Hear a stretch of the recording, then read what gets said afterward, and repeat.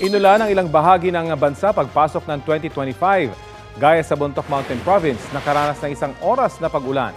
Sabi ng Pag-asa dahil daw yan sa amihan. Ngayong araw may tsansa pa rin ng ulan sa Mountain Province at ilan pang bahagi ng Northern Luzon dahil sa amihan.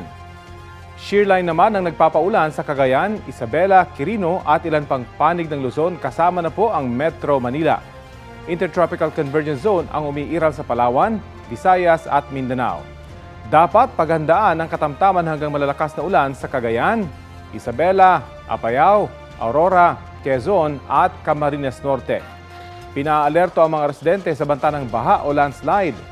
Base sa rainfall forecast ng Metro Weather, uulanin ng halos buong bansa sa mga susunod na oras. Posibleng heavy to intense rain sa ilang lugar. Sa gitna ng pag-uulan, nagpapakawala ng tubig ng Angbinga Reservoir sa Benguet.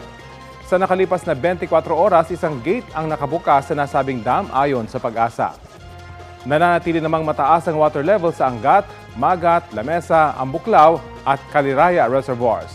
Habang bahagyang bumaba ang tubig sa Ipo, San Roque at Pantabangan Reservoirs.